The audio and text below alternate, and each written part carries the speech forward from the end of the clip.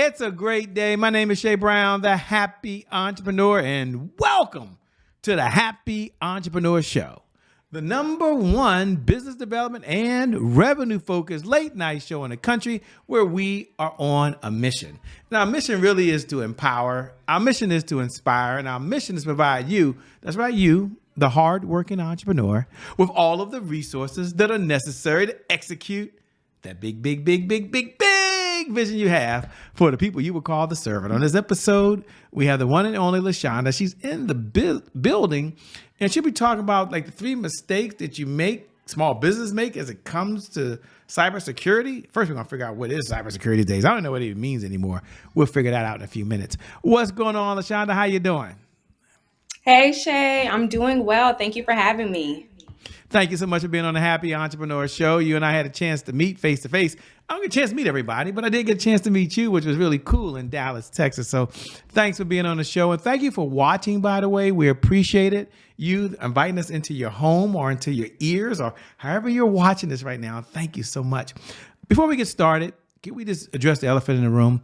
And that is cybersecurity. I mean, maybe it's me, but I'm curious, like, what is cybersecurity these days? And what does cybersecurity look like? What does it even mean?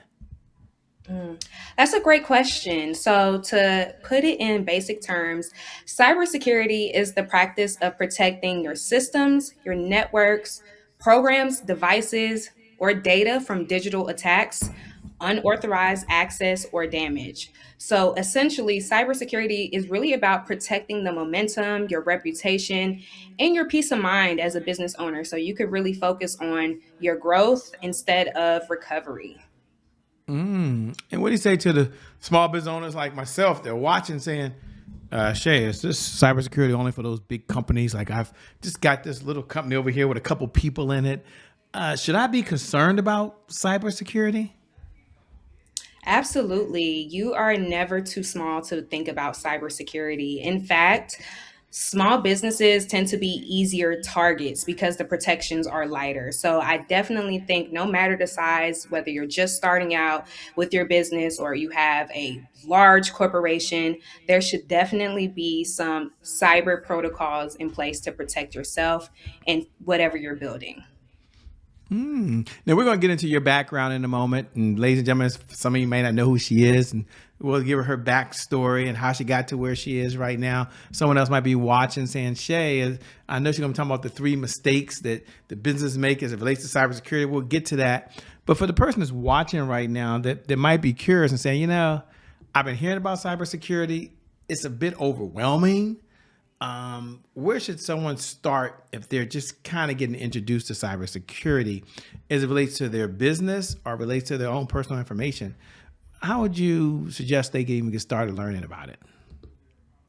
Well, honestly, shameless plug, I think they should connect with HackerProof, my business. So, HackerProof is specializing with translating those technical cyber topics to users that are not technical. So, if you are just getting started in cybersecurity, you don't know where to begin, or maybe you're interested, but when you read it, it's not making sense.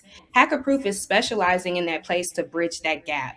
So, we're on TikTok. Check out our TikTok. We have some fun, short videos that are very quick and easy that you could check in on. This is going to give you exactly what you need, and it's going to explain it in terms that are understandable to even non-technical users. But we'll talk more about that. But HackerProof for sure is a great starting point if you're interested. Good answer, by the way. And I'm curious, you focus on the human side of the cybersecurity. Why do humans still matter more than technology? I thought that was pretty interesting. Yes, so we focus on the human side because a lot of the business is ran with a human person. So a lot of people think that you just get hacked randomly when actually it comes from day to day tasks. So things like clicking on a link or opening your email is a big gateway to being a victim of a breach. So being Wow. able to know the proper protocol, know the signs of what a phishing email may look like so that you don't become a victim of a breach is the best way to start. So the human part is where I focus on because people have a lot of employees. Small businesses want to grow, they want to hire people, and you have to have people to protect what you're building.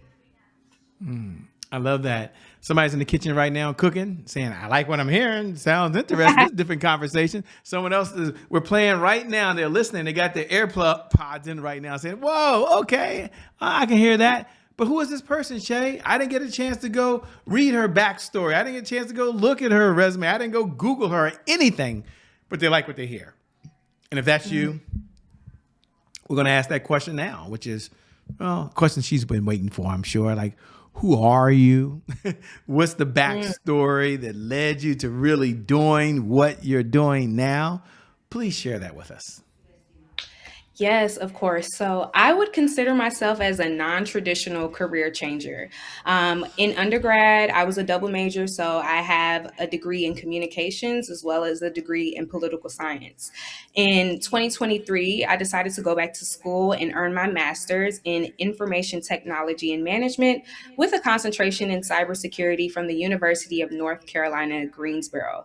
Now, as a non traditional career changer, one of the biggest pieces of advice is that I got from my professors and advisors was to secure an internship opportunity because as an intern, you're going to be able to get more experience, get your feet wet, and people are actually more likely to help you as a student. So when I heard those words, I took them very seriously. I applied vigorously to opportunities all over the United States. And this little girl from North Carolina ended up all the way out here in Texas, North Richland Hills, Texas, to be exact, which landed me an internship opportunity. And this is where I got my feet wet. This is where I was introduced into security awareness and training, and basically how a business strengthens their security culture. So from that, I noticed while I was working in this role that there was a disconnect. We were teaching the information, but the employees that were receiving it, they weren't connecting to it. I was actually receiving messages from managers saying, I just completed the training, the annual training. I literally just clicked through it though. I don't even know what it said. So I'm happy they felt confident enough to share that with me and comfortable enough. But at the same time, this is information that they should be taking in to protect the business. So there was a disconnect. The information is not resourceful to them. They're not seeing their day-to-day decisions reflected. And as a result, the information doesn't stick. So that made me think about like, okay, I have a background in communications and storytelling. I also have this new knowledge in information technology. There is a big intersection there where I can be the bridge to be able to communicate these important topics in a way that is also relevant to the user where they want to take in the information. So making sure that it applies in a business setting, but also can be applied in their personal life and they can use it in real life. And in that way, they're more likely to take on some healthier, safer online digital habits. Safe for online digital habits.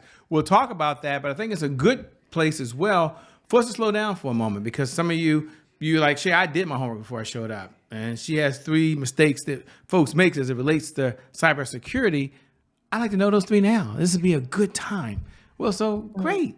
We'll slow down and then we'll speed back Okay. up. So I guess I kind of threw the question out there already, but what are the 3 mistakes the folks are making Okay. as it So relates to cybersecurity? Okay, let's start with the first mistake. Okay, so the first mistake that people are making when it relates to cybersecurity is treating cybersecurity as a technical problem only. So there's an assumption that cybersecurity is only handled by software tools or like an IT team. And we overlook the role that everyday decisions play. So, what if I told you that most cyber incidents didn't begin with somebody just randomly hacking your computer? As I said before, it can be simple day to day tasks like trusting something that looks familiar, responding quickly, or even opening your email.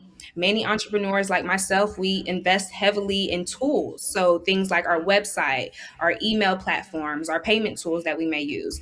But we don't always pause and think about how the risk shows up in those daily workflows.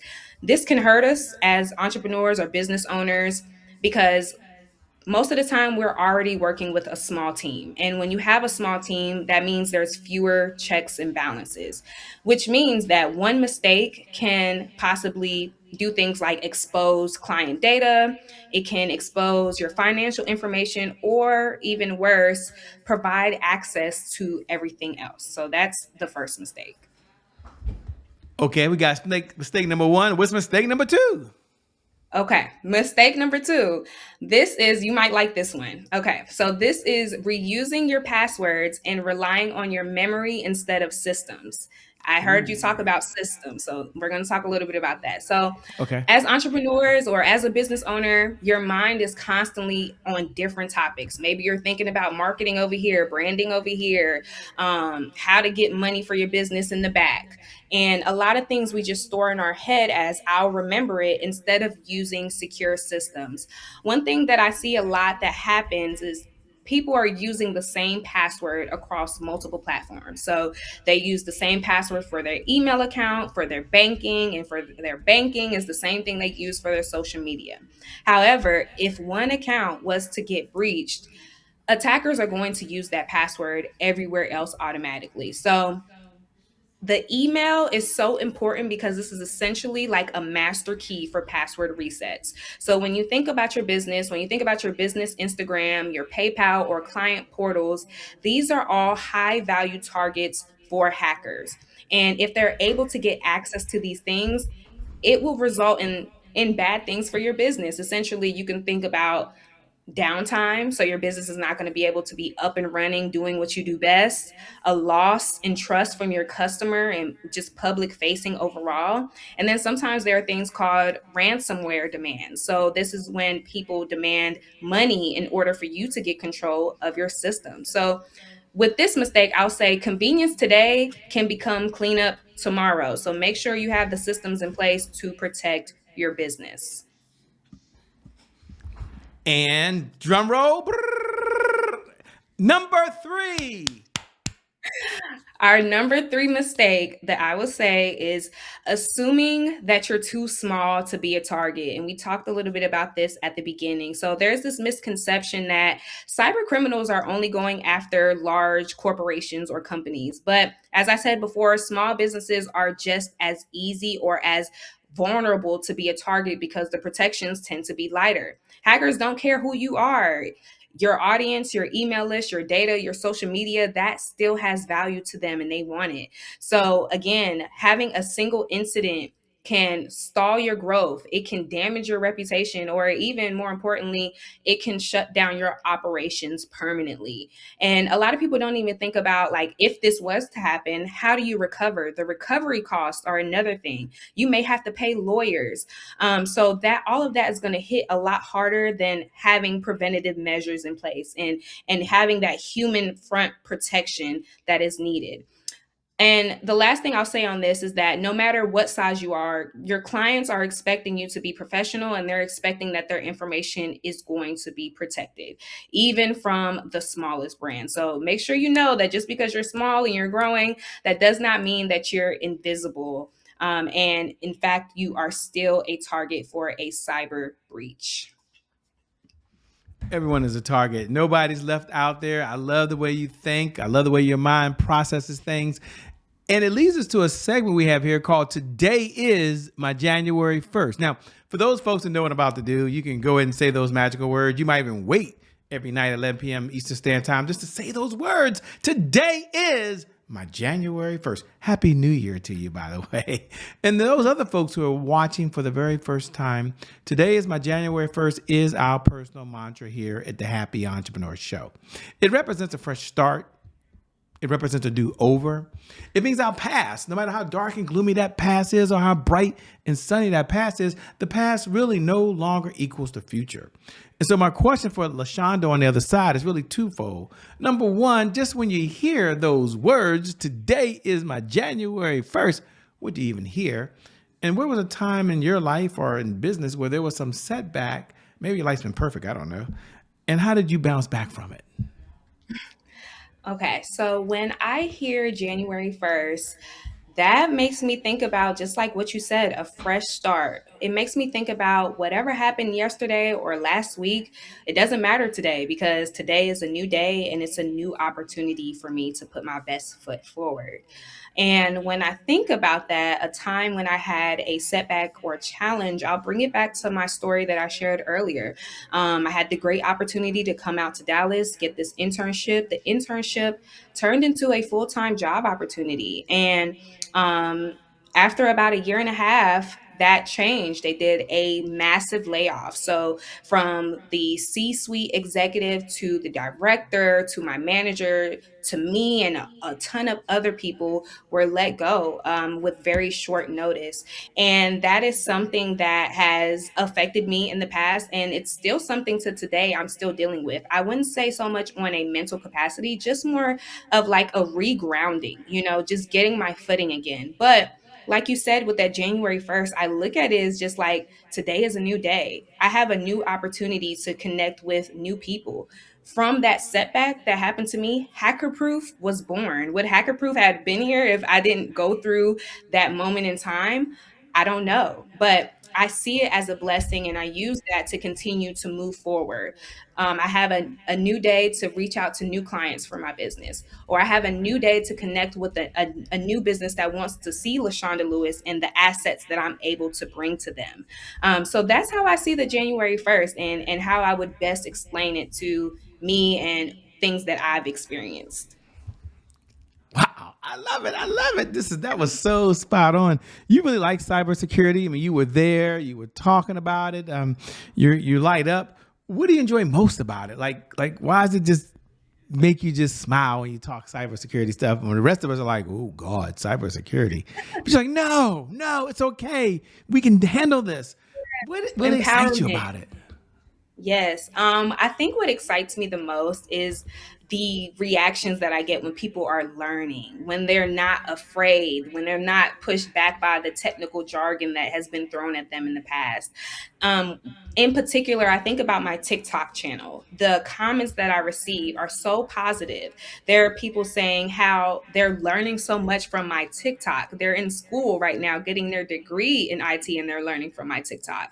I have people talking about how they love to see women in the space of cybersecurity, because there are not a lot of people that look like me that are in this space that are talking about it. So I really enjoy connecting with people, connecting the understanding really, so that they're not afraid. So they're not shying away from this information, but more importantly, embracing it and facing it head on. But with them knowing that they have the support and guidance there right along with them. So that's really what brings me the most joy. I love that. One of the questions I love to ask when I have a few minutes, and I got a few minutes now, that is, what's one of the best pieces of advice you've ever been given?